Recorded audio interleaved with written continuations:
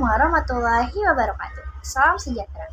Selamat datang di Koki MP, komunitas kajian ilmu manajemen pendidikan yang diampu oleh Bapak Amril Muhammad selaku dosen prodi manajemen pendidikan Universitas Negeri Jakarta. Perkenalkan, nama saya Amelia Agustin, mahasiswa prodi manajemen pendidikan angkatan 2020B. Pada kali ini saya akan menyampaikan mengenai falsafah pendidikan yang bersumber dari buku Memulihkan Sekolah Memulihkan Manusia oleh Haidar Bagir. Selamat menyaksikan, semoga bermanfaat. Pada saat ini, saya akan membahas mengenai falsafah pendidikan. Pertama, ada apa sih tujuan sistem pendidikan kita?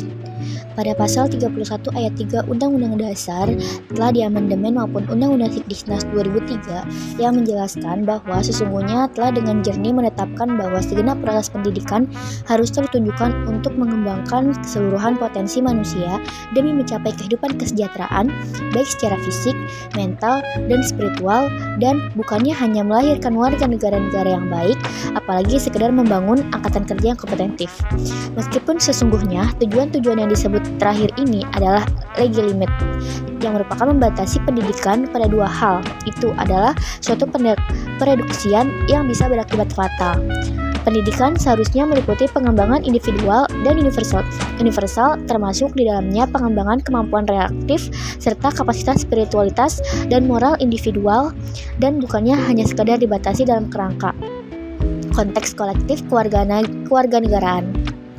Pemerintah mengusahakan dan menyelenggarakan suatu sistem pendidikan nasional yang meningkatkan keimanan dan ketakwaan serta akhlak mulia dalam rangka mencerdaskan kehidupan bangsa yang dibunyikan dalam pasal 33 ayat 3 Undang-Undang Dasar Negara Republik Indonesia.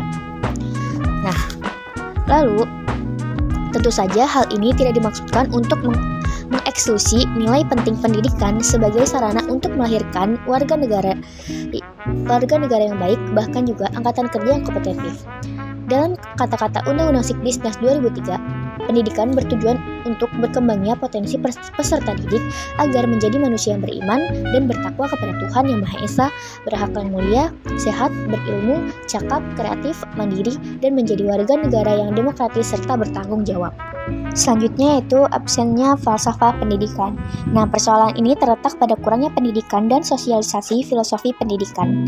Nah, akibatnya bukan saja hal ini sepenuhnya dipahami oleh pembuat kebijakan dan praktisi pendidikan kita pada umumnya, melainkan dapat dan telah menimbulkan kerancuan dalam perumusan tujuan dan praktik pendidikan kita di level-level yang lebih praktis.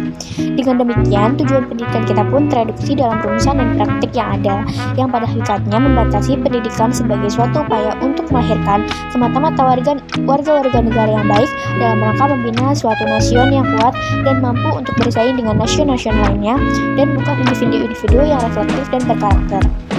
Akibatnya, pendidikan terus-menerus dikuasai oleh penekanan pada hanya domain kognitif dan psikomotorik secara mubazir seraya melupakan domain afektif dan moralitas. Yang lebih parahnya lagi, penggarapan domain kognitif dan psikomotorik dilakukan dengan strategi pencakapan informasi lewat teknik hafalan tanpa pikir, ketimbang menggalakkan rasa keingintahuan dan kreativitas siswa. Proses pengajaran pun dilakukan dalam satu arah, yaitu lalu serta kurangnya rasa menghormati martabat siswa. Yang tak kurang parah lagi, penilaian yang diselenggarakan untuk semata-mata mengukur hasil pencapaian akademis parsial sesaat siswa sambil mengabaikan proses dengan cara-cara yang autentik yang mencakup karakter serta sebagai kecerdasan dan bakat lain siswa. Nah, selanjutnya yaitu membangun kapasitas moral dan reflektif.